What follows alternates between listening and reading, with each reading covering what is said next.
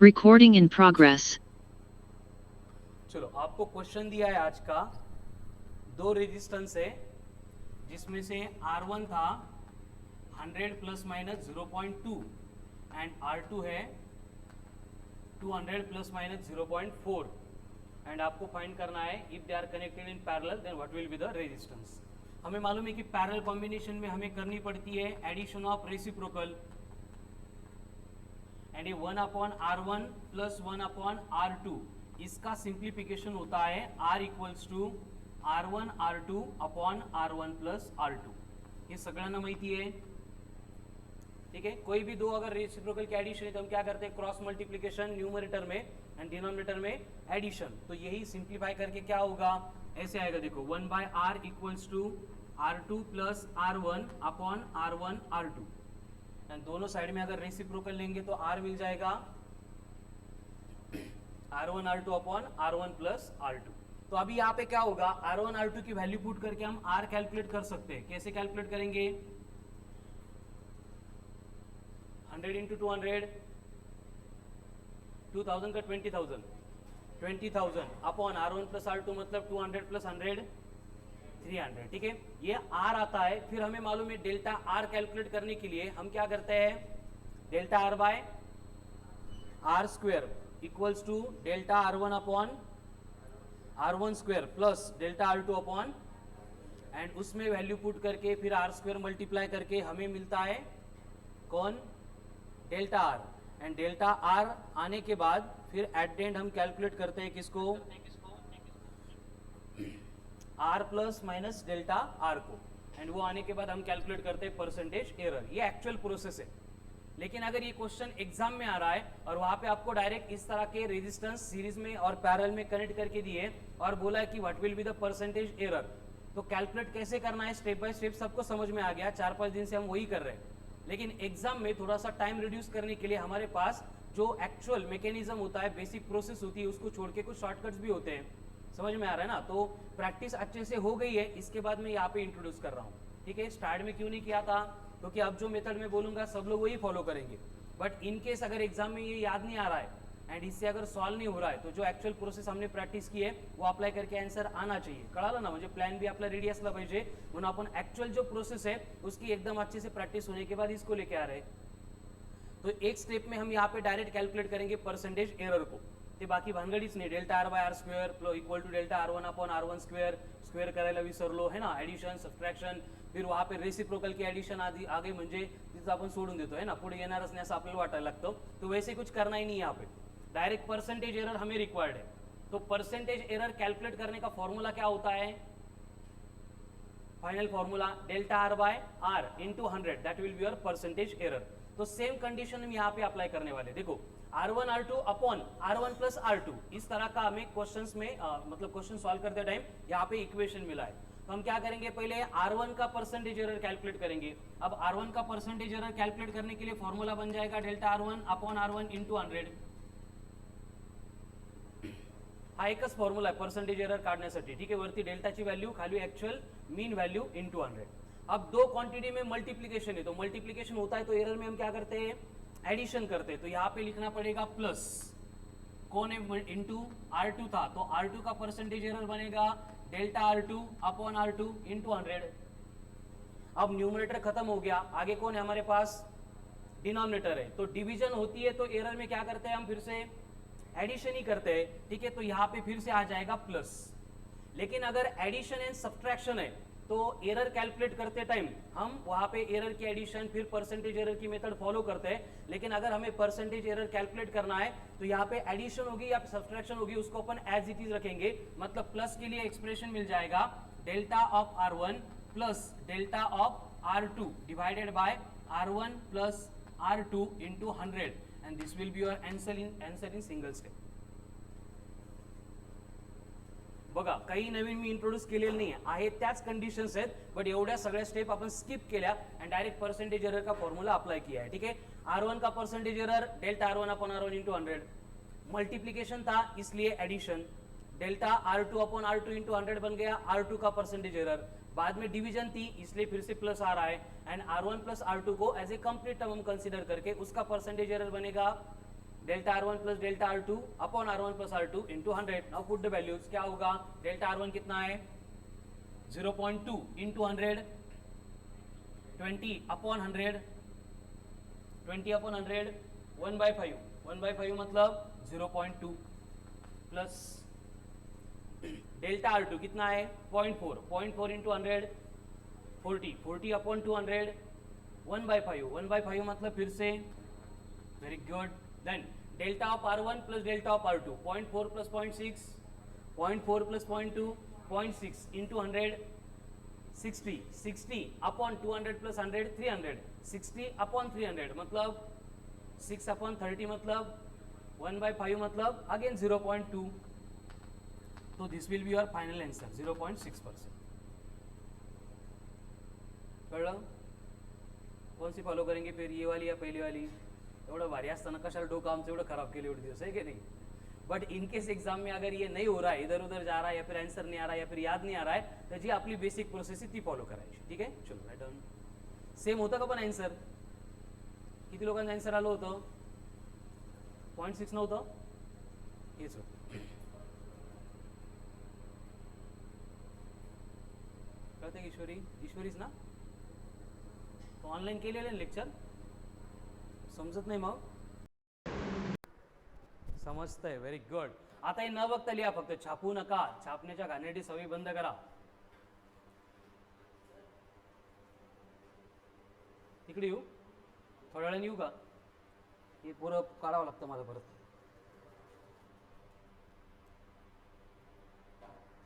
चलो अब same question है, बस R1 R2 की वैल्यू में चेंज करके देता हूं. ये बनेगा 500 प्लस माइनस 2 एंड ये बनेगा 600 प्लस माइनस 4. अनिरुद्ध मोबाइल टेव, करो सॉल्व. अब डायरेक्टली आप क्या करेंगे? पैरेलल कॉम्बिनेशन के लिए यही फॉर्मूला याद करेंगे, बाकी सगळे द्या सोडून.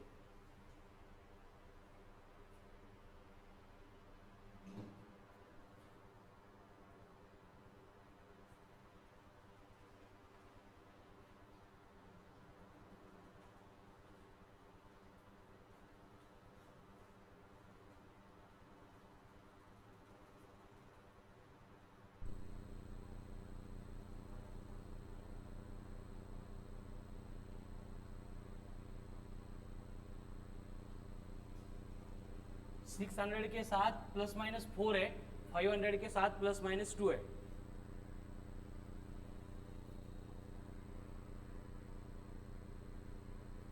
तेजस,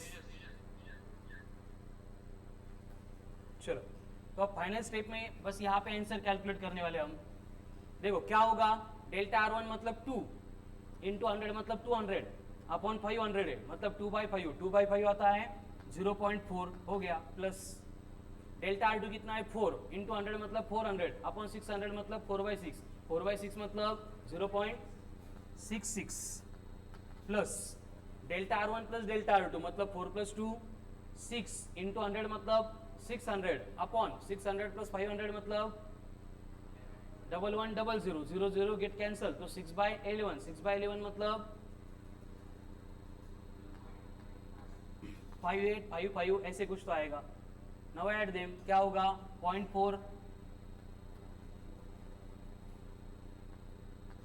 1.64%. This will be the error in case of parallel combination. Addition, multiplication, division यात मिस्टेक नका करू फक्त.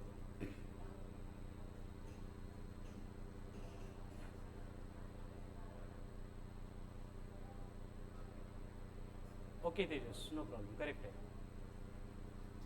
चलो नेक्स्ट, बड़बड़ न करू सनी. R1 दिया है आपको 10 प्लस और माइनस 0.2, लेकिन अभी नंबर नहीं दिया है, परसेंटेज दिया है. एंड R2 दिया है 40 प्लस और माइनस 1%. एंड इनको पैरेलल कॉम्बिनेशन में कनेक्ट करके दिया है. आपको एरर कैलकुलेट करना है, परसेंटेज एरर. बस यहाँ पे इन एडिशन क्या होगा? अब ये परसेंटेज तो यहाँ पे डायरेक्ट पुट नहीं कर सकते, तो हमें परसेंटेज से निकालना पड़ेगा डेल्टा की वैल्यू को. कळालं? अब देखो उन्होंने क्या बोला है, जब 10 रीडिंग आ रही है हर बार इसमें 2% प्लस माइनस हो सकता है, तो 10 का 2%, 10 का 2% कसं काढायचं हे बघा, पर्सेंटेज 100 का 2 है, परसेंटेज ऑलवेज 100 में से होते हैं, तो 10 के कितने, इनका क्रॉस मल्टीप्लीकेशन करना है, तो ये बनेगा 100x इक्वल्स टू 20, यानी x इक्वल्स टू बनेगा 20 अपॉन 100, तो कितना आ रहा है ये 0.2, यानी कि सेम R1 की वैल्यू को अपन मॉडिफाई कर सकते हैं as 10 plus minus 0.2, same way R2 के लिए चाहिए, क्या होगा, 1% बोला है 40 का, 100 का 1, तो 40 का कितना, तो 40 बाय 100 मतलब 0.4, यानी ये बनेगा 40 plus minus 0.4। Again same formula apply करेंगे और हम क्वेश्चन सॉल्व करेंगे, ठीक है। चलो क्या होगा बोलो, डेल्टा R1 कितना है 0.2, 0.2 into 100 20, 20 by 10 2 plus delta R2 by 100 परत 0.4 into 100 40, 40 by 40 1 plus delta R1 plus delta R2 मतलब 0.2 प्लस 0.4 0.6 इंटू 100 60, 60 अपॉन 40 प्लस 10 मतलब 50, 60 अपॉन 50 म्हणजे 6 बाय 5 म्हणजे 1.2, तो कितना आ रहा है 4.2%।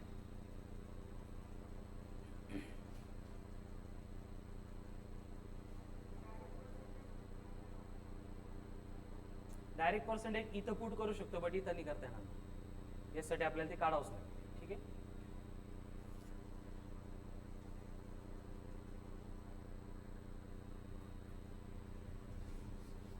अब अगर आपको रेजिस्टेंस छोड़ के दूसरी कोई भी क्वांटिटी दी जा रही है जिसमें सेम हमें एडिशन ऑफ रेसिप्रोकली करनी है, जैसे आपको बोला है कि इमेज का डिस्टेंस है 10 प्लस और माइनस 0.4 एंड सॉरी ऑब्जेक्ट का डिस्टेंस है एंड इमेज का डिस्टेंस है 20 प्लस और माइनस 0.6, तो फोकल लेंथ में परसेंटेज एरर कितना आएगा ये हमें कैलकुलेट करना है। अब फोकल लेंथ कैसे कैलकुलेट करेंगे, मिरर इक्वेशन है तो 1/f equals to 1/u plus, अशा फॉर्मेट मध्ये दिसलं कि हम इसको सिंप्लीफाई करेंगे, f equals to u v upon u plus v, and इसके ऊपर से परसेंटेज एरर चाहिए, तो u में परसेंटेज एरर क्या होगा, delta u by U into 100, into A मतलब प्लस आ गया, ठीक है। v में परसेंटेज एरर क्या है, delta v by V into 100, division है तो एडिशन होगी, तो यहाँ पे क्या बनेगा delta u plus delta v bracket में upon u plus V into 100। अब करो वैल्यू पुट, डेल्टा u कितना है 0.4 into 100 40, 40 by 10 plus delta v कितना है 0.6 इंटू 100 60 बाई 20 मतलब 3, delta u plus delta u मतलब ये 1 बाई 30 इंटू मतलब 100 बाई 30 मतलब 10 बाई 3 मतलब वेरी गुड 3.3, तो कितनी आती है एडिशन 10.3%, हो गया।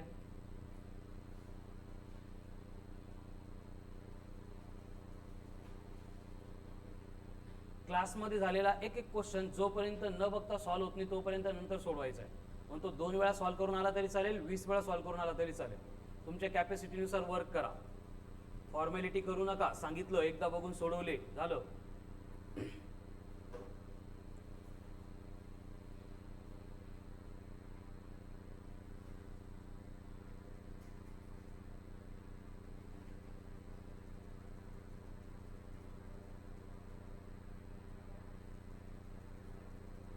चलो फिनिश्ड।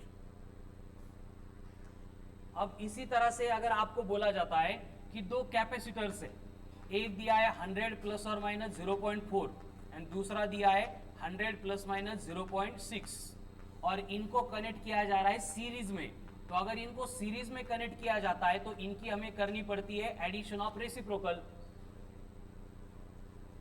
हे माहित नहीं तुम्हाला, बट जसं जसं सिलेबस होईल तसं माहित होणार आहे, त्यामुळे इथे मी कंडिशन लिहून दिली। जब ऐसे एडिशन ऑफ रेसिप्रोकल आएगा तो हम क्या करेंगे, पहली स्टेप में ये C equals to C1 C2 upon C1 plus C2, ये सिंप्लीफिकेशन लिख देंगे एंड परसेंटेज एरर चाहिए तो बोलो क्या होगा, C1 है तो C1 का percentage error delta C1 upon C1 into 100 plus C2 का percentage error delta C2 upon C2 into 100 plus delta for C1 plus delta for C2 upon C1 plus C2 into 100 हो गया. Now put their values. कितना आहे हो म्हणू नका, नुसते expression देऊ नका भारी भारी. हे सगळं सॉल्व करा पहिले, ट्राय करा. ज्यांना काहीच कळत नाही तेच बोर्डवर लक्ष द्या. क्या होगा फिर ये 0.4 अपॉन 100, 100 कैंसल, तो बचा बस 0.4. देन डेल्टा C2 0.6 प्लस ये 1 कितना आ रहा है फिर 2%.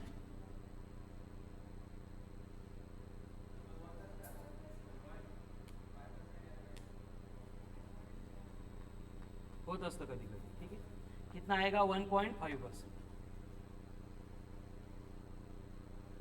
सुप्रिया कळते ना आता. अरे 2 सुप्रिया झाल्या. कळते तुला सुप्रिया.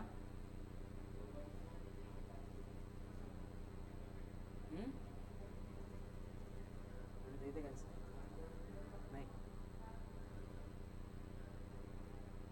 1.5 चालू ना.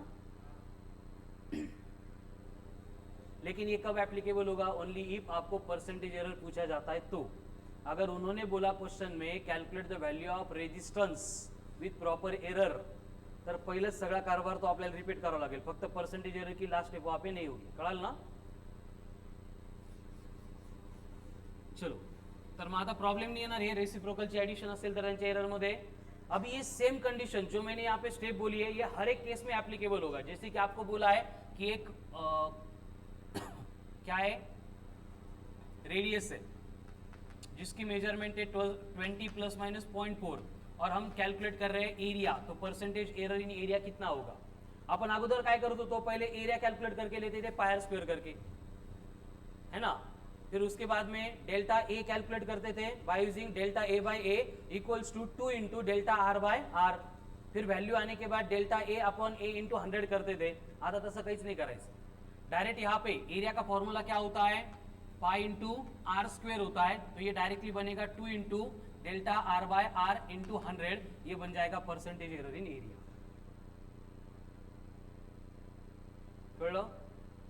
क्या होगा फिर delta R 0.4 upon 20 into 100, 40 by 20 2 into 2 4%. संपलं.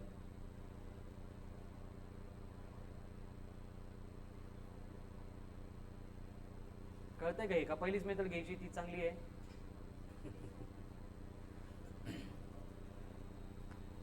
ठीक है. LBH एक क्यूबॉइड की वॉल्यूम अपन कैलकुलेट कर रहे हैं. Where is your mask. अरे लांब बसा ना बाळांना, तिथून जायचंय वर तुम्हाला. असं काही नाही आता. ठीक है. तो यहाँ पे मेजर्ड लेंथ दी आपको 20 प्लस और माइनस 0.2, ब्रेड्थ दी है 10 प्लस और माइनस 0.4, हाइट दी है 20 प्लस और माइनस 0.1 और हमें चाहिए वॉल्यूम में परसेंटेज एरर. अगर फर्स्ट मेथड देखते तो हम उसमें क्या करते हैं, पहले LBH कर लेते हैं, फिर वॉल्यूम आती है V, उसको अलग रखते हैं. फिर वहाँ पे delta V by V equals to delta L by L plus delta V by V plus delta H by H calculate करके उसको V से मल्टीप्लाई करके फिर हमें मिलता था डेल्टा V. एंड एक बार डेल्टा V मिल गया फिर क्या करेंगे, delta V upon V into 100 करेंगे. आता तसं काहीच नहीं करायचं. डायरेक्ट यहाँ पे V में परसेंटेज एरर चाहिए. मतलब क्या होगा, L का परसेंटेज एरर क्या होगा, delta L by L into 100 plus delta V by V into 100 plus delta H by H into 100. हो गया आंसर. डेल्टा L कितना है 0.2 into 100 20 20 20 1, 0.4 into 100 40 40 by 10 4, then 0.1 into 100 10 by 20 0.5. तो कितना आ रहा है 5.5%. This will be the error in the measurement of volume.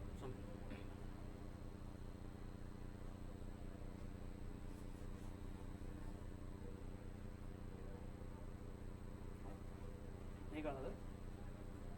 कळालं असेल तर छापू नका. तुम्हाला येतं, स्वतःवर विश्वास ठेवा. खूप चांगल्या चांगल्या शाळेतून शिकलेले आहात तुम्ही. करोनामुळे जरी पास झाले तरी अभ्यास केलाच होता तुम्ही. अंडर एस्टिमेट करू नका स्वतःला. You are the one. Matrix बघितलाय ना, नाही बघितला. आयुष्यात वेळ भेटलाच.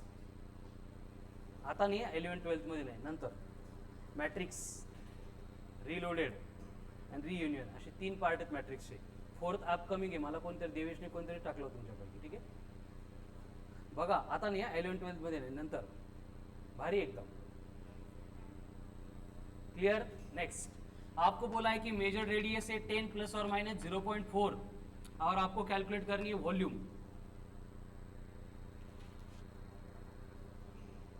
Percentage error in volume, volume नहीं काढायची, percentage error in volume, volume काढायला आपण काय फिफ्थ स्टँडर्ड मध्ये नाही आहे। चला करा पटपट, पर्सेंटेज एरर इन व्ही,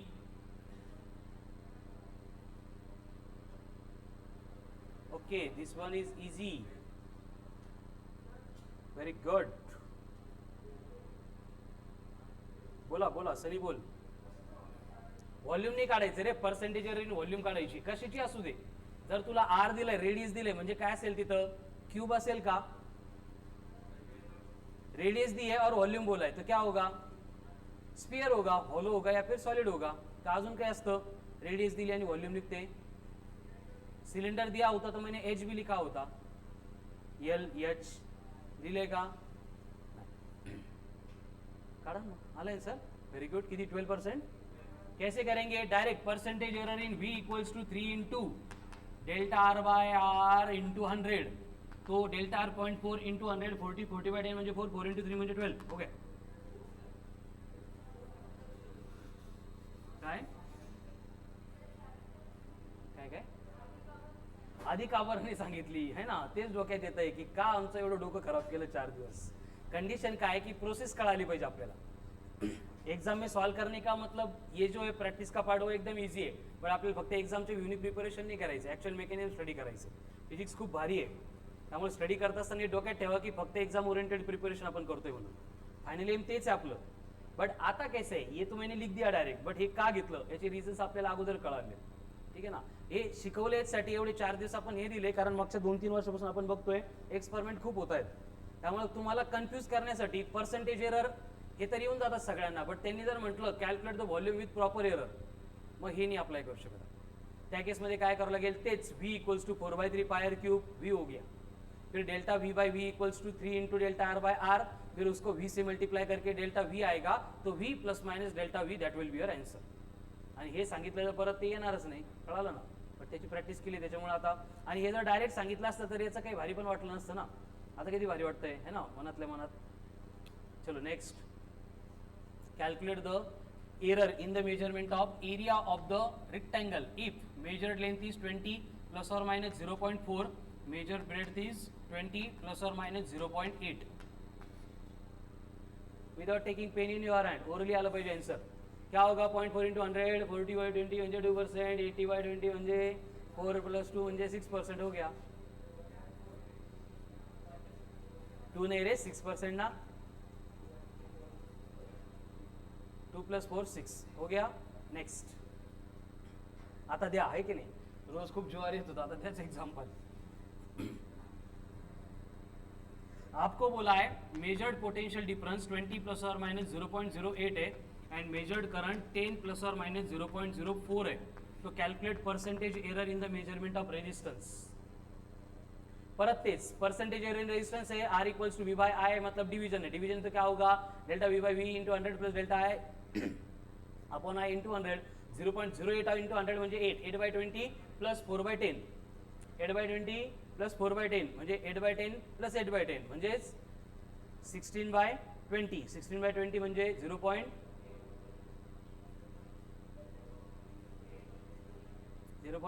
का 0.08,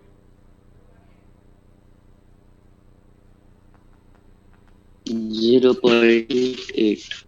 कल्याणी कळतंय का काय हो, मग आन्सर का बरं कॅल्क्युलेट करत नाहीये, येतं म्हणून करत नाही, वा व्हेरी गुड। मग नाही येणार घेऊ का परत पहिल्या मेथडनी, ठीक आहे। नेक्स्ट,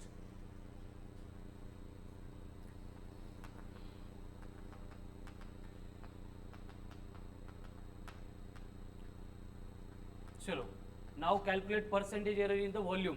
आता एच दिलाय, आर दिलाय, कशाची व्हॉल्यूम असेल, सिलेंडर की, पाय आर स्क्वेअर इंटू एच, क्या होगा फॉर्म्युला, ओरली। आता एकदा यायला लागले काय होतं, स्वतःला थोडंसं डेव्हलप करत चालायचं। पहिले फर्स्ट टाइम कुठली गोष्ट ॲडॅप्ट करताना ब्रेनला खूप जास्त प्रॉब्लेम होतो, कळालं ना, त्यामुळे स्टेप बाय स्टेप सगळ्या प्रोसेस फॉलो करायच्या, 2-2 वेळा लिहून बघायचं, न बघता येत नाही तोपर्यंत त्याला ट्राय करायचं। सेकंड केस में क्या है कि हमें जो मालूम है कि स्टेप का रिपीटेशन है उनको स्किप करने का, अभी यहाँ पे हर बार वही आने वाला है, पाई आर स्क्वायर इंटू एच है, पाईला सोडून द्या, आर स्क्वायर का क्या बनता है 2 into delta R by R, into 100 and H का बनता है delta H by H into 100, तो ये ओरली भी हो जाएगा। डेल्टा आर कितना है 0.4 नहीं 0.6 इंटू 100 आ रहा है, मतलब 60/20 मतलब सॉरी 60/10 मतलब 6 इंटू 2 मतलब 12 प्लस 0.4 इंटू 100 मतलब 40/20 मतलब 2, तो 12 प्लस 2 14% हो गया। हे ट्राय करा, हे तुम्हाला स्वतःला खूप जास्त एनर्जी देईल रोज।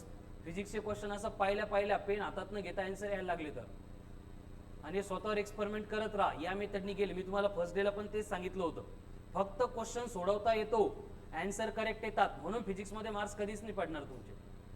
45 पैकी at least 38 questions without taking pain in your hand जर आपले ओरली सॉल्व्ह व्हायला लागले तरच आपण ॲटलीस्ट 45 क्वेश्चन रीड करू शकतो नीटच्या एक्झाममध्ये।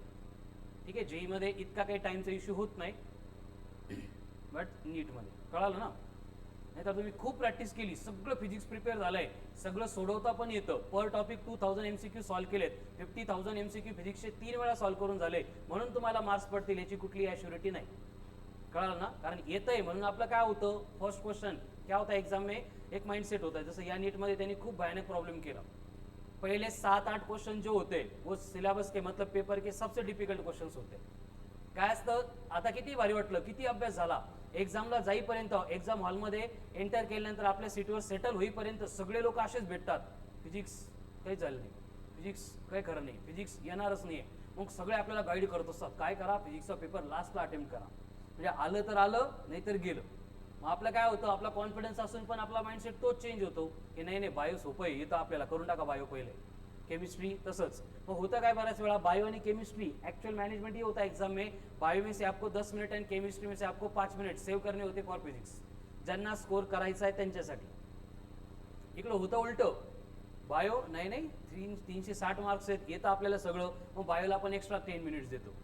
केमिस्ट्री पण ऑलमोस्ट 80% सगळ्यांना तीच मेंटेलिटी असते कि ये तो थेरी क्वेश्चन से आ जाएगा, तो उसको प्रॉपर टाइम देते।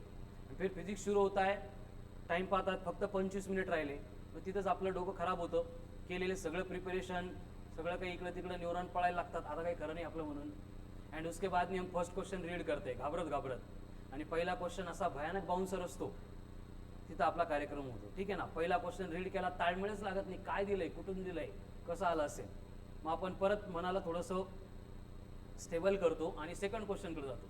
सेकंड क्वेश्चन त्याच्याहीपेक्षा डेंजर असतो, सेम रिपिटेशन थर्ड क्वेश्चनसाठी होतो, आणि 3 क्वेश्चन रीड करून आपल्याला क्वेश्चन सोडवायचं आयडियाच येत नाही, याच्यामध्ये काय करायचं काय नाही, तिथं आपलं ओपिनियन बनलेलं असतं, मला फिजिक्समध्ये काहीच येणार नाही। ऐसे 5, 6, 7 क्वेश्चन हो गए, उसके बाद में डायरेक्ट फॉर्मूला पूछा जाता है, dimensions of stress will be, electric field intensity will be, direct formula based question असतात। बट आपला कॉन्फिडन्स एवढा निगेटिव्ह मध्ये गेलेला असतो, आपल्याला कन्फ्यूज होतं, नाही एवढा सोपा क्वेश्चन असू शकत नाही, मग स्ट्रेसचे डायमेन्शन्स पण आपण रॉंग मतलब मार्किंग करके वाचा, कळालं ना। त्यामुळे आपला माइंडसेट, आपली मेंटॅलिटी त्या लेवलला असली पाहिजे की या चिल्लर गोष्टीने इफेक्टच नाही केला पाहिजे। 4 क्वेश्चन्स नाही आले ना, 5वा क्वेश्चन येईल, 5 नाही आले 6वा येईल, 10 नाही आले 11th येईल, है ना, 20 नाही आले 21st येईल, 25 जरी करेक्ट आले आपले तरी पण 25 इंटू 100 होणार आहे। आणि फिजिक्समध्ये 100 क्रॉस झाले म्हणजे एमबीबीएसला नंबर लागतो, त्यामध्ये काही मोठी गोष्ट नाहीये, कळालं ना। गव्हर्नमेंटमध्ये म्हणतो मी, सेमी नाही, गव्हर्नमेंटला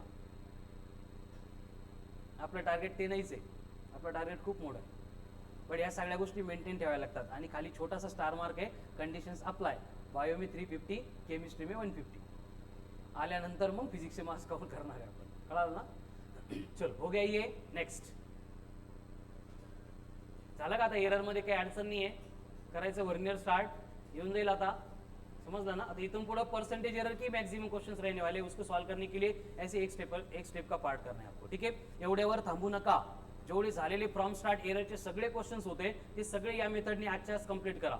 लास्ट 6 डेज में जो भी टेस्ट में आके गए एरर रिलेटेड क्वेश्चन वो भी कंप्लीट करो, वो छोड़ के यहाँ पे बहुत सारे बुक्स है, तो टार्गेट ठेवा, रोज ऍटलीस्ट 2च बुक्स कंप्लीट करायचे आपल्याला फिजिक्सचे। आज 2 बुक्स फिजिक्सचे म्हणजे असं लगे चित्र उभं नका करू एवढे मोठे मोठे, 2 बुक में से एक टॉपिक है यूनिट्स एंड मेजरमेंट, उसमें से एक बीट है एरर, हर एक बुक में max to max 5 to 7 questions मिळने वाले हैं, आपल्याला सोडवायचे 20-25 क्वेश्चन, कळलं ना। पण आज जर टार्गेट करत गेले तुम्ही तर 5 दिवसामध्ये 10 बुक होतात आपले, म्हणजे जेवढं काही त्या रिलेटेड आहे ऑलरेडी मी तर टेस्टमध्ये आणि आपल्या मॉड्यूलमध्ये सगळे व्हेरिएशन्स दिलेलेच आहेत, बट हे सोडून काही पब्लिकेशनमध्ये एका दुसरा क्वेश्चन तुम्हाला एक्स्ट्रा दिसू शकतो, तर तोही कंप्लीट करा सायमल्टेनियसली। आता विषय करतो आज 2 बुक घ्यायचे. लेक्चर संपलं मग रिलॅक्स, लगेच केमिस्ट्रीचं लेक्चर, बायोचं लेक्चर, नाश्ता करून आलो की नाही मागचंच वर्क एवढं पेंडिंग आहे, कशाला घ्यायचं ते बुक, काय त्या बुकमध्ये की नाही, सगळं माइंडसेट चेंज करा. चलो, so now we have to start discussion about instruments.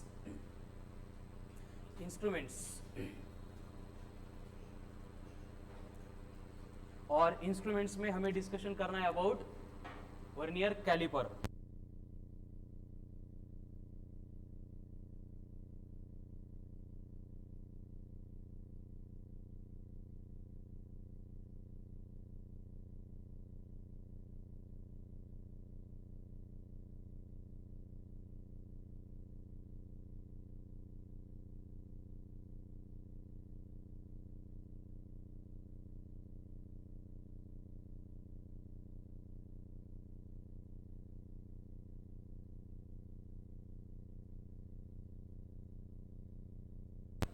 Okay, so discussion शुरू करना है हमें about vernier calliper instruments, measuring instruments.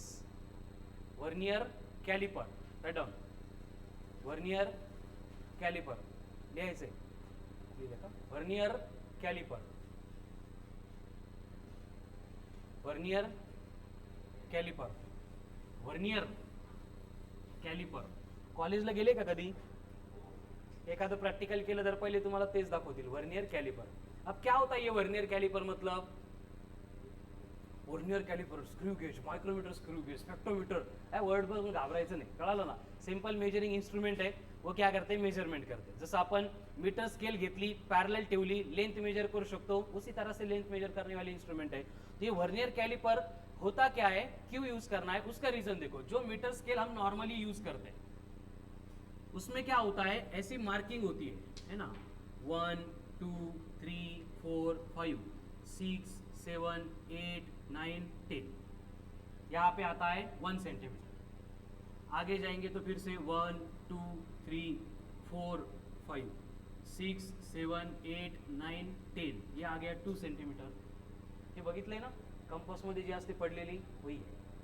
तो होता क्या है, ये मीटर स्केल का यूज करके हम मेजरमेंट करते हैं. मेजरमेंट करना मतलब तेज कंपैरिजन करना. Very good. कंपैरिजन करना मतलब मेजरमेंट करना, ठीक है. तो कंपेयर करने के लिए हमारे पास अगर मीटर स्केल है तो ये मीटर स्केल में अरेंजमेंट क्या होती है कि यहां से यहां तक ये जो लेंथ है ये 1 सेंटीमीटर है, कळतंय का? यहां से यहां तक ये लेंथ 1 सेंटीमीटर है. अगेन 1 से लेके 2 तक इन बिटवीन कितना है, 1 सेंटीमीटर है. असंच असतं. परत 3 सेंटीमीटर, 4 सेंटीमीटर, 5 सेंटीमीटर, 10 सेंटीमीटर तक, बरोबर है. तो यहाँ पे क्या किया है देखो कि जो 1 सेंटीमीटर लेंथ है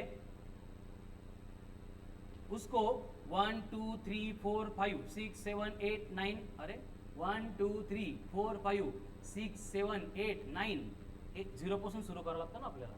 ऐसे 10 इक्वल पार्ट में डिवाइड किया है. इकडे मोजू आपण एक मिनिट. 1 2 3 4 5 6 7 8 9 10, बरोबर है. काउंटिंग 1 से नहीं होती ना, 1 मतलब 0 से लेके 1 तक होता है, कळालं, ठीक है. तो 1 सेंटीमीटर को 10 इक्वल पार्ट में डिवाइड किया है, कळतं का. तो इसका मतलब यहाँ पे एक जो डिवीजन है इसकी वैल्यू कितनी होगी, नाही कळालं. 100 रुपये आहेत माझ्याकडं, मी काय केलं, 20 जणांमध्ये इक्वली डिवाइड केले, तर एकाच्या वाट्याला किती रुपये आले, कसं केलं, 100/20, बरोबर आहे. तेच केलं. 1 सेंटीमीटर लेंथ है, 20 इक्वल पार्ट्स में डिवाइड किया. इसका मतलब ईच डिवीजन की वैल्यू कितनी होगी, 1/10. 1/10 मतलब 0.1 सेंटीमीटर था, इसलिए सेंटीमीटर. कळलं का. अरे एवढे काय सिरियस होत आहे, काय ते मी हे पहिलीपासून तुम्हाला ते कंपास मिळालं त्यापासून यूज करत आले ना, तेच आहे ना हे. गबाळे भरले नुसते, ठीक है. तो यहाँ पे एक डिवीजन की वैल्यू कितनी हो गई, 0.1 सेंटीमीटर. क्लियर, नक्की. इसका मतलब क्या हो सकता है कि by using this metre scale we can measure the least value which is 0.1 centimetre. बरोबर आहे की नाही. फॉर एक्झाम्पल हा चॉक मला मोजायचा आहे, हा चॉक मी इथं ठेवला, या चॉकची लेंथ किती आहे, 0.1 सेंटीमीटर आहे. असं नाही म्हणणार तुम्ही, 0.1 पेक्षा थोडीशी जास्त आहे. हे बघा ना, या लाईनच्या थोडासा पुढे गेलाय, एंड 0.2 से थोड़ी सी कम है, कळतंय का? मतलब अप्रॉक्सिमेटली इसकी लेंथ इन बिटवीन 0.1 एंड 0.2 है. मग आपण सांगतो जो नंबर आवडला तो लिहून टाका 0.2 के बाद में, 0.1 के बाद में, कळतंय का? मतलब कि इस स्केल का यूज करके हम लीस्ट मेजरमेंट कितनी ले सकते हैं? काय चालू आहे? 0.1 सेंटीमीटर लीस्ट मेजरमेंट. लीस्ट म्हणजे सगळ्यात कमी मेजरमेंट किती घेऊ शकतो? तो ये बनता है लीस्ट काउंट ऑफ, नहीं लिस्ट काउंट फक्त. जब हम मेजरमेंट में लिखेंगे प्लस और माइनस के बाद में वो लिस्ट काउंट एरर बनेगा. ठीक है, तो ये बन गया least count of the measuring instrument. अब यहाँ पे मेजरिंग इंस्ट्रूमेंट कौन सा है? मीटर स्केल आहे. कळालं का? मग मीटर स्केलचा एलसी किती झाला? एलसी म्हणजे लिस्ट काउंट किती झाला? 0.1 सेंटीमीटर. याचा अर्थ असं होतो कि मीटर स्केल का यूज करके हम 0.1 सेंटीमीटर से और छोटी अगर लेंथ है उसको मेजर नहीं कर सकते. जैसे चौक के बारे में हो रहा है, इसकी जो लेंथ है ये 0.1 सेंटीमीटर से ज्यादा है, लेकिन कितनी ज्यादा है एग्जैक्टली मीटर स्केल एक्सप्लेन नहीं कर पा रही है. ठीक है, यानी कि जब भी अपन मीटर स्केल का यूज करके रीडिंग लेते हैं, हमें जो भी रीडिंग मिल रही है वो डेसिमल के बाद में एक डिजिट तक मिल रही है और वहां तक ही लिमिटेड है. कळालं का? मग हाच प्रॉब्लेम येत होता. त्याच्यावर ओव्हरकम करण्यासाठी 1631 में पेरी व्हर्नियर असा एक साइंटिस्ट होता. असे एक साइंटिस्ट होते रिस्पेक्टेड, पेरी व्हर्नियर. इन्होंने क्या किया, एक नया इंस्ट्रूमेंट बना दिया और उस इंस्ट्रूमेंट का यूज करके हम लेंथ मेजर कर सकते थे. तो उसको बोला गया एज ए व्हर्नियर कॅलिपर. का यूज करायचं कळालं. आता हे व्हर्नियर कॅलिपर असतं कसं? ठीक आहे, हे लिहायचं बोर्डवरचं घ्या छापून. लिस्ट काउंट काय असतो आयडिया आली का थोडीफार? लिस्ट काउंट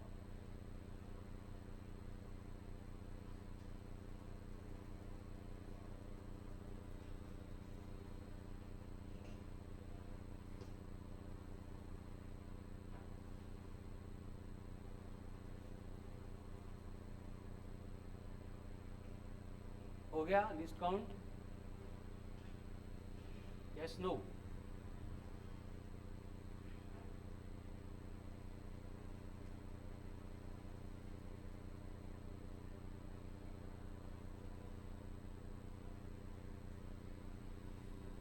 अब देखो ये वर्नियर कैलिपर होता कैसे?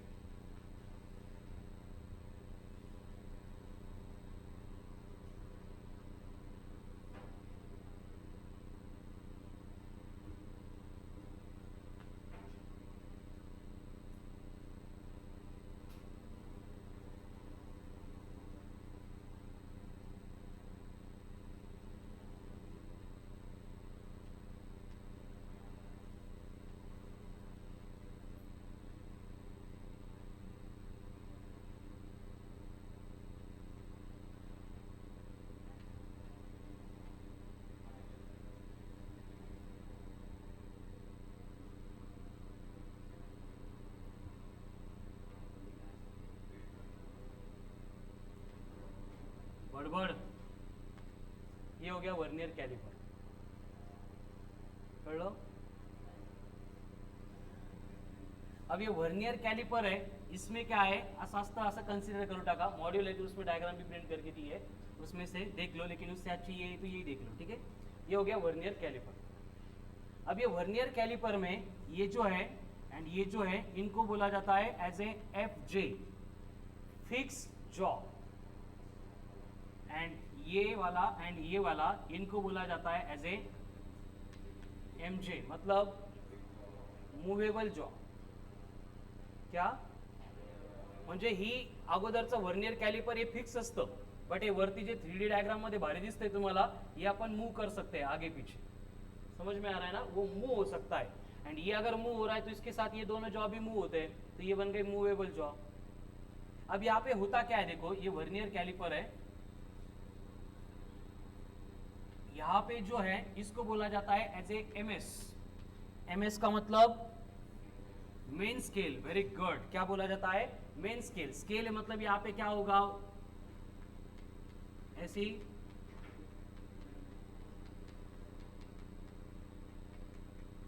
ग्रेजुएशन मार्क्स होंगे लेंथ के.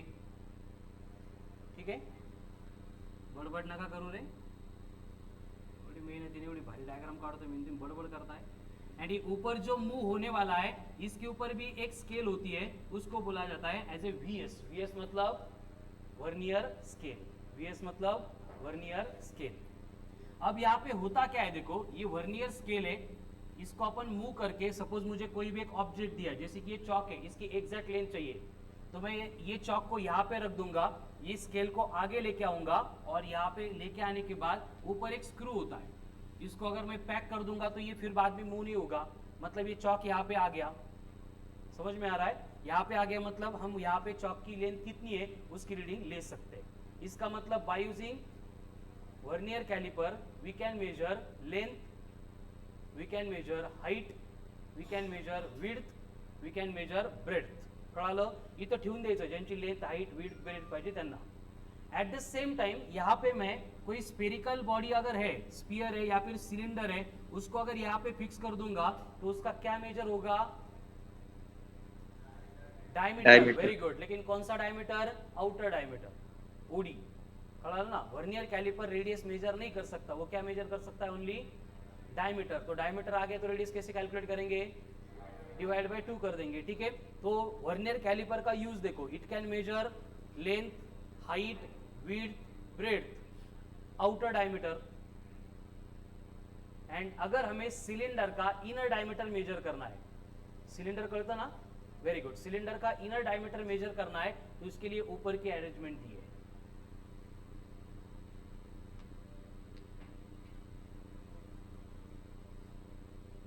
अब यहाँ पे जिसका आउटर डायमीटर मेजर करना है वो सिलेंडर हम यहाँ पे फिक्स कर देते हैं, और इसको थोड़ा सा पीछे लेके आएंगे तो ये पैक हो जाएगा. तो फिर जो रीडिंग मिलेगी वो किसकी होगी, इनर डायमीटर की. कळतंय है का, इनर डायमीटर म्हणजे ये क्या क्या मेजर कर सकता है, length, width, breadth, height, outer diameter and inner diameter. हो गया. उसके साथ में अगर यहाँ पे हमें डेप्थ मेजर करनी है किसी वेसल की, किसी बीकर की, तो डेप्थ मेजर करने के लिए एट द एंड आपको एक मीटर स्ट्रिप दी है, मेटल स्ट्रिप दी है. तो इस मेटल स्ट्रिप को, ये मेटल स्ट्रिप जो है ये वर्नियर के साथ रिलेटेड होती है, ये आगे पीछे जाएगा तो उसके अकॉर्डिंग ये स्केल स्ट्रिप क्या होगी, मूव होगी. इसका मतलब जिसकी डेप्थ मेजर करनी है इसको अगर वहाँ पे इंसर्ट कर देंगे तो क्या होगा, अगेन हमें यहाँ पे डेप्थ मिल जाएगी. यानी वर्नियर कैलिपर का यूज करके हम length, width, height, breadth, then outer diameter, inner diameter and depth measure कर सकते हैं. ठीक है, दीज आर द ऍप्लिकेशन और uses of the vernier caliper. कळलं, डायग्राम ड्रॉ करून युजेस लिहून टाका पटकन.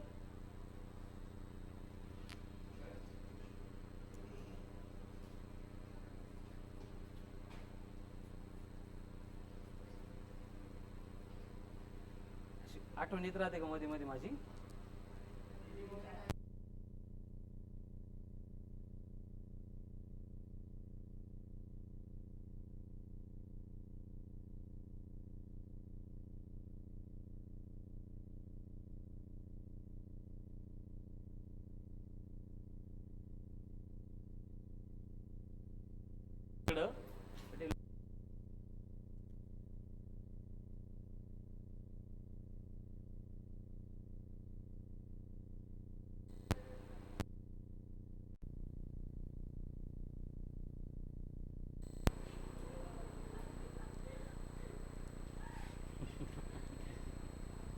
चलो हो गया. ठीक है, डायग्राम को ड्रॉ मार दो पटपट.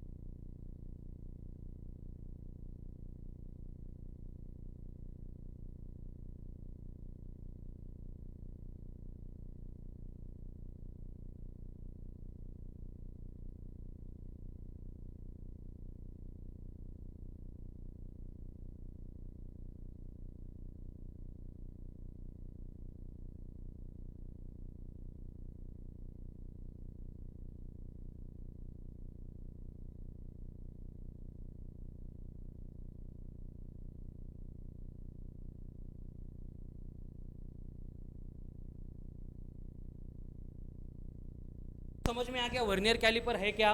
क्या है वर्नियर कैलिपर? वर्नियर कैलिपर है मतलब क्या है? एक डिवाइस है जिसका यूज करके हम क्या करते हैं, लेंथ को मेजर करते हैं, जिसका यूज करके हम क्या करते हैं, लेंथ को मेजर करते हैं। लेकिन क्यों यूज करना है इसको? बिकॉज मीटर स्केल की लेंथ मेजर करते टाइम हमारे पास लिमिटेशन है। क्या लिमिटेशन है? कि it can't measure beyond 0.1 centimetre. 0.1 centimetre से छोटी लेंथ अगर है तो वहाँ पे मीटर स्केल मेजर नहीं कर सकती थी, इसलिए और छोटी लेंथ को मेजर करने के लिए इस तरह का डिवाइस वर्नियर इन्होंने इन्व्हेंट किया था। ठीक आहे, हे डायग्राम रब करतोय, हिचं काहीच काम नाही आपल्याला आता. ठीक आहे, हे फक्त भारी वाटावं तुम्हाला आणि मला येत होती म्हणून मी ड्रॉ केली. ठीक आहे, अदरवाइज अशा डायग्राम मला ड्रॉ करण्यात काहीच इंटरेस्ट नाही आहे. चलो नेक्स्ट. आता जे आपण बघितलं डायग्राम मध्ये उसमें एक्चुअल क्या होता है, इस तरह की कंडीशन होती है. ये हो गई मेन स्केल. क्या ये? एंड इसके नीचे यहाँ पे जो मूव होती है उसको बोला जाता है एज ए वर्नियर स्केल. ये कौन है? Vernier scale. क्या ये? Main scale. ये क्या है? Vernier scale. क्या ये क्या है? Very good. ठीक है, तो अब होता क्या है देखो, main scale and vernier scale में अब जो बात हम यहाँ पे कर रहे हैं वो एकदम स्टैंडर्ड वर्नियर कैलिपर है जे सगळीकडे यूज होतं है ना, ऑलमोस्ट 98% एप्लीकेशन में. बट कभी कभी अकॉर्डिंग टू इंडस्ट्रियल रिक्वायरमेंट इसकी मैन्युफैक्चरिंग अलग तरह से भी की जाती है. इसका मतलब एग्जाम में आने वाला जो क्वेश्चन है वो इसी के ऊपर आएगा, ऐसा कोई लिमिटेशन नहीं है. कड़ा ना, उसमें वो चेंज भी कर सकते हैं. चेंज करने के बाद क्या करना है वो बोल देता हूँ मैं. पहले इसको समझो स्टैंडर्ड केस क्या होती है. तो इसमें होता क्या है देखो, ये मेन स्केल डिवीजन है, जैसे कि ये 1 2 3 4 5 6 7 8 9 10. तो ये मेन स्केल के 10 डिवीजन के साथ ये वर्नियर स्केल की ये 1 2 3 4 5 6 7 8 9 एंड ये 10 काय होते बघा. मेन स्केल की कितनी डिवीजन है? 9. मी म्हटलो 10 होतं पण ड्रॉ 9 केल्या. व्यवस्थित बघा तिकडे. मेन स्केल की कितनी डिवीजन है? उसके साथ वर्नियर की कौन सी डिवीजन मैच कर रही है? 1 2 3 4 5 6 7 8 9 10. करते का? मतलब 9 MSD इक्वल टू क्या हो गया? 10 VSD. MSD मतलब एंड VSD मतलब 9 MSD इक्वल टू 10 VSD है. याचा अर्थ काय होतो कळते का? ज्या स्पेसमध्ये जितने स्पेस में मेन स्केल की 9 डिवीजन है उतने ही स्पेस में वर्नियर की 10 डिवीजन है, 10 डिवीजन है. तो मेन स्केल की एक डिवीजन एंड वर्नियर स्केल की एक डिवीजन, इनकी जो स्पेसिंग है वो सेम होगी या डिफरेंट होगी? वेरी गुड, डिफरेंट होगी. एंड डिफरेंट होने के बाद किसकी बड़ी होगी? मेन स्केल की डिवीजन बड़ी होगी या वर्नियर स्केल की? Excellent, very good. हे कळालं म्हणजे तुम्हाला वर्नियर कैलिपर कळणार है. मतलब कि यहाँ पे अगर हम देखेंगे कि ये मेन स्केल की 2 डिवीजन का डिस्टेंस है, तो यहाँ पे वर्नियर स्केल का डिस्टेंस इतना ही है, तरच हे पॉसिबल है ना. 9 MSD इक्वल टू 10 VSD. 10 मध्ये 9 बसवायचे आहेत, कळतंय का? तो यहाँ पे होता क्या है कि ये लेंथ अगर हम इसको कंसिडर करेंगे एज ए स्मॉल ए, ये लेंथ अगर हम कंसिडर करेंगे एज ए स्मॉल बी, तो ये राहिलेलं डिस्टेंस किती है? इसको हम बोल देते हैं एज ए एक्स. कळलं? तो जो वर्नियर कैलिपर होता है वो कौन सा मिनिमम लीस्ट डिस्टेंस काउंट कर सकता है? ए, बी और एक्स. कळालं? मतलब सबसे मिनिमम मेजरमेंट जो वर्नियर कैलिपर ले सकता है वो एक्स है. येते लक्षामध्ये. लेकिन हमें मालूम है कि ये लेंथ एंड ये x को कंसिडर करके लेंथ सेम है. इसका मतलब ये हम लिख सकते हैं कि a equal to B plus X है. सिंपल ज्योमेट्री, एक दूसरी तीसरी ची गोष्ट है फक्त. इसका मतलब ये x इक्वल्स टू क्या बनेगा? a माइनस बी बनेगा. आत्ताच आपण x ला काय म्हटलं होतं कि ये डिस्टेंस वर्नियर कैलिपर मेजर कर सकता है, इसके बियॉन्ड नहीं कर सकता. याच्यापेक्षा छोटं काही नाहीच आहे ना. डिवीजन मेन स्केलच्या एवढ्यात वर्नियरच्या एवढ्यात दोन्ही सोडल्या तर हा स्पेस है छोटा सा. इसका मतलब ये x क्या बन गया वर्नियर कैलिपर का? Excellent, very good, least count बन गया. लीस्ट काउंट मतलब सबसे लीस्ट रीडिंग x की हो सकती है. यानी यहाँ पे least count of the instrument calculate करने का फॉर्मूला क्या होगा बोलो? a minus B. ए को क्या बोलेंगे? 1 MSD एंड बी को क्या बोलेंगे, तो ये फॉर्मूला आता है लीस्ट काउंट का 1 MSD minus 1 VSD. Least count of the vernier caliper is given by 1 MSD minus 1 VSD. MSD मतलब मेन स्केल डिव्हिजन, VSD मतलब लिहू नका, लिहायची गडबड करू नका, सगळे लिहायला वेळ देणारे पहिले समजावून घ्या. बट यहाँ पे प्रॉब्लम क्या होता है, देखो जो मेन स्केल की डिवीजन है उसके ऊपर आपको यूनिट दिया जाता है कि वो सेंटीमीटर में ग्रेजुएटेड है, मिलीमीटर में है, किस में है, लेकिन वर्नियर स्केल का यूनिट नहीं होता है, बस वो डिवीजन के नंबर होते हैं. वर्नियर स्केल क्या होता है, ओनली नंबर होता है, ठीक है. लेकिन हमें यहाँ पे लिस्ट काउंट जो रिक्वायर्ड है वो यूनिट के साथ लगेगा. जैसे मीटर स्केल में बोला था हमने 0.1 सेंटीमीटर है, वर्नियर कैलिपर का कुछ ना कुछ यूनिट वहाँ पे हमें इंट्रो करना पड़ेगा, तो इसलिए हमें यहाँ पे VSD को रिप्लेस करना पड़ेगा इन टर्म्स ऑफ MSD. तो इस रिलेशन के ऊपर से मुझे बोलो 1 VSD कितना आएगा. सिंपली ये 10 है, इधर भेजना पड़ेगा, कळालं. म्हणजे या रिलेशनमध्ये हा 10 जर मी इकडे पाठवला तर ये बनेगा 1 VSD इक्वल टू 9/10 MSD. बडबड करू नका, हे जर मिस झालं तर आयुष्यभर तुमचा एक क्वेश्चन रॉंग होणार, लक्षात घ्या. 1 VSD कितना हो गया. आता खूप सोपं वाटतं, काय इकडून तिकडे घेऊन गेले. क्वेश्चन जेव्हा वाचता ना 15 स्टेटमेंटचा एवढा क्वेश्चन असतो याचा, सुरुवात कुठून केली संपला कुठं काहीच ताळमेळ लागत नाही, त्यामुळे आता समजून घ्या. 1 VSD इक्वल टू क्या हो गया 9/10 MSD. 1 VSD इक्वल टू क्या हो गया, 1 VSD इक्वल टू क्या हो गया. हे कधी, जब स्टैंडर्ड वर्नियर कैलिपर दिया है एंड क्वेश्चन में आपको बोला है कि 9 MSD इक्वल टू 10 VSD है, तरच ये एप्लीकेबल है.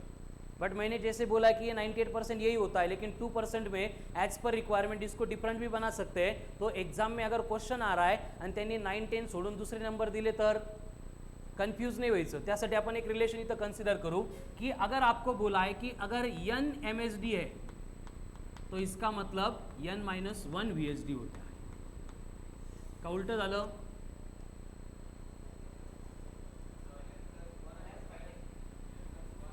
इकडे n घ्या आणि इकडे n-1 घ्या. कळतंय का बघा, तेच आहे. यहाँ पे n 10 था, यहाँ पे n-1 मतलब 9 है. मग उद्या जर त्यांनी म्हटलं की 50 divisions of vernier scale coincides with 49 divisions of main scale, काही फरक पडणार आहे का. अपन 9, 10 सोडून देऊ आणि ये रिलेशन यूज करूँ, कळालं. तो अब हमें LC कैलकुलेट करना है. मैक्सिमम टाइम आपको LC कैलकुलेट करने को बोलते हैं. LC मतलब LC मतलब LC मतलब LC मतलब LC मतलब how to calculate LC 1 MSD minus 1 VSD 1 MSD minus. आता हे काल MSD माइनस VSD याचं रिलेशन आपण इथं बघितलेलं आहे. MSD minus VSD MSD minus VSD MSD minus. फिर हम क्या करेंगे, यहाँ पे 1 MSD माइनस 1 VSD था, तो इसको same LC equals to 1 MSD, बस यहाँ पे VSD को रिप्लेस करेंगे इन टर्म्स ऑफ MSD. इस रिलेशन से इन जनरल हमें फॉर्मूला चाहिए, क्योंकि ये 98% यही होता है. जर एक्सपेरिमेंट झालाच तुमच्यावर तर आपल्याला हा कामाला येणार है, ठीक है.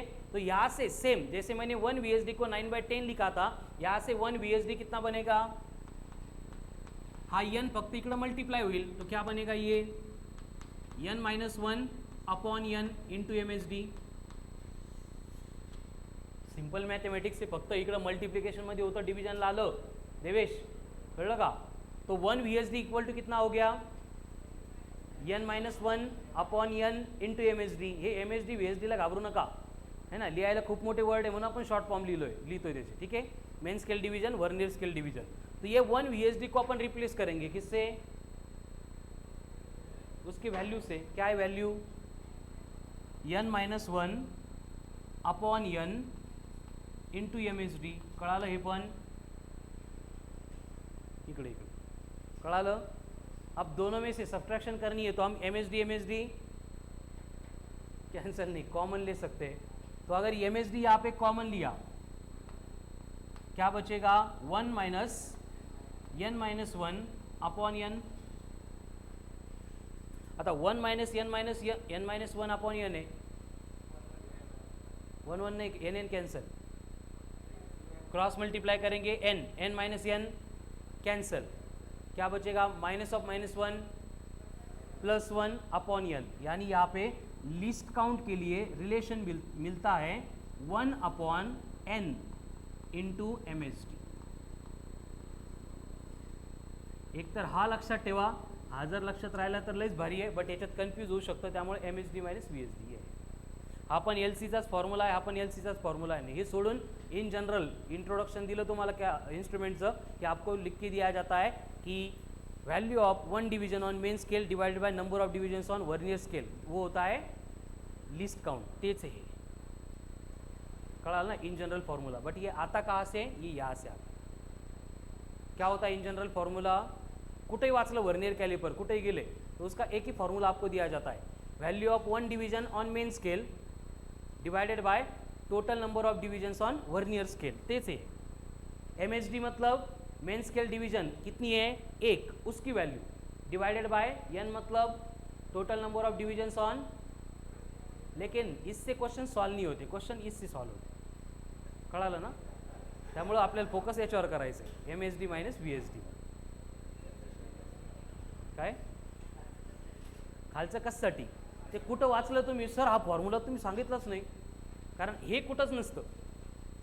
जहाँ पे जिस बुक्स में दिया जाता है ना वर्नियर कैलिपर डायग्राम बिग्राम ई मेन स्केल, तो जो हा जो ही मीटर स्ट्रिप ही थी यूज बीज आणि फॉर्म्युला दिया जाता है, list count is given by value of one division on main scale divided by total number of divisions on vernier scale. But त्यांनी क्वेश्चन सॉल्व होत नाही, क्वेश्चन सॉल्व करने के लिए रिक्वायर्ड है 1 MSD मायनस 1 VSD. एकदम डोकं चालू उघडं ठेवून व्यवस्थित बघून घ्या, स्टेप बाय स्टेप समजावून घ्या, मग लिहा. मी पहिलेच क्लियर करतोय, बघताना खूप सोपं वाटते, काय आहे MSD कॉमन घेतलं झालं, क्वेश्चन आएगा तब समझ में आएगा क्या होता है.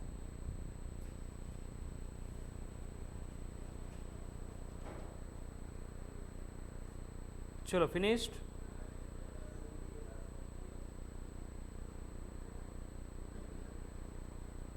All clear. अरे क्लियर तर झालं का, लिहून राहिलं चालेल, समजलं का इथपर्यंत. लेक्चर नहीं ना करायचं, कंटिन्यू का थांबायचं. लेक्चर है, ठीक है. तो बस यहाँ पे LC की बात हो गई है. एक्चुअल रीडिंग कैसे लेता है वर्नियर कैलिपर, वो हम डिस्कस करेंगे इन टुमारोज लेक्चर. ठीक है, चलो तेजस हो गया बेटा लिख के. Yes sir. चलो तो रिमेनिंग पार्ट कंटिन्यू करेंगे कल. Thank you.